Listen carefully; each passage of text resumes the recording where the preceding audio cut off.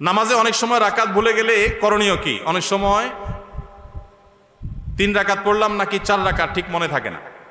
নামাজে রাকাত সংখ্যা নিয়ে যদি আমাদের সমস্যা হয়, এই সমস্যা তো প্রায়ই হয়, তাই না?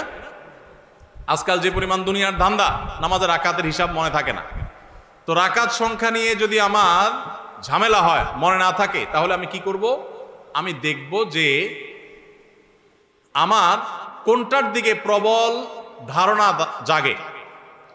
3 রাকাত আর 4 রাকাত দুইটা নিয়ে সন্দেহ হচ্ছে, আমার বেশিরভাগ মনে হচ্ছে 4 রাকাত, তাহলে আলহামদুলিল্লাহ 4 রাকাতই আমি ধরে নিব।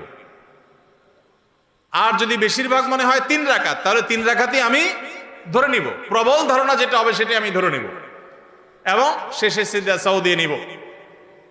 আর যদি আমার 3 এবং 4-এর মাঝখানে আমি দাঁড়ায় থাকি, 50-50, 3-এর দিকেও মন আগায় না, 4-এর দিকেও মন আগায় না, 2-এর দিকেও মন আগায় না, আবার 3-এর দিকেও মন আগায় না, এরকম যদি হয় তাহলে কমটা ধরে নিব। পরিষ্কার হাদিসে নবী সাল্লাল্লাহু আলাইহি ওয়াসাল্লাম নির্দেশনা রয়েছে ব্যাপারে। যেমন 3 আর 4 নিয়ে যদি ডাউট হয় এবং 50-50 থাকেন, মাঝখানে দাঁড়ায় আছেন, কোনো দিকে মন টানে না, তাহলে আপনি 3 ধরে নেবেন। 3 ধরে নামাজ শেষ করবেন, শেষে সিজদা সাউ দিয়ে দিবেন, বাস নামাজ হয়ে যাবে ইনশাআল্লাহ।